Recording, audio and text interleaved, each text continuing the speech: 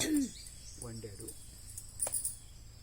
వీళ్ళు ముగ్గురు, ఇద్దరు తిన్న తర్వాత మూడో వాడు ఆలోచిస్తాడు, వాడు నాలుగో వాడు కొంచెం ఎక్కువ తింటాడేమోనని కొంచెమే తింటాడు.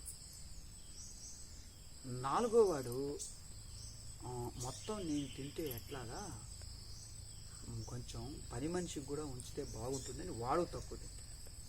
మరుసటి రోజు పొద్దున్నే ఆ పని మనిషి చూసి ఆ ఫ్రిడ్జ్ నుంచి అన్నీ తీసి చూసి తను కొంచెం తినగా నా పిల్లోడికి కూడా ఉంచితే బాగుంటుంది అనుకుంటున్నాడు. ఆ పిల్లోడికి కూడా ఉంచుతాను. ఇంటికి తీసుకెళ్ళిన తర్వాత ఆ పిల్లోడికి పెడితే, అమ్మా నాన్న ఎక్కడున్నాడనమ్మా, నాన్న ఎప్పుడు వస్తాడో వాడికి కూడా, ఆయనకు కూడా ఉంచమ్మా అనంట. వాడికి కూడా ఉంచాడంట. పంచుకునే కొద్దీ ప్రేమ పెరుగుతుంది. మనం పంచుకునే కొద్దీ ప్రేమ పెరుగుతుంది. ఆ విధంగా జీవితం ఉండాలి. కానీ అంతా నేనే అనుభవించాలి, అంతా నాకే కావాలి అన్నట్టుగా ఉంటే లాభం లేదు.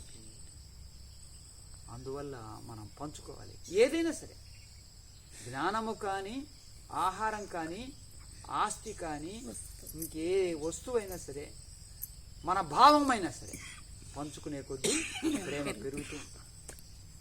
అలాంటి ఉన్నతమైనటువంటి జీవితాన్ని గడపాలి, నేర్చుకోవాలి. అది మీకు శ్రేయస్సునిస్తుంది.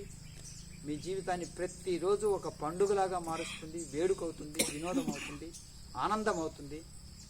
అంతా నాకే కావాలి, అంతా నేనే ఉంచుకోవాలి అనుకుంటే ఏమి లాభలేదు. తమిళనాడులో అంటారు, ఎవరైతే తనకు తెలిసిన జ్ఞానాన్ని ఇతరులకు ఇవ్వకుండా తనొక్కడే ఉంచుకుంటాడో వాడు బ్రహ్మరాక్షసి అవుతాడు అని అంటారు. అవును, కథలు కూడా ఉన్నాయి, నిజమే. అట్లాగే ఒక జ్ఞానమే కాదు, వస్తువులైనా అంతే.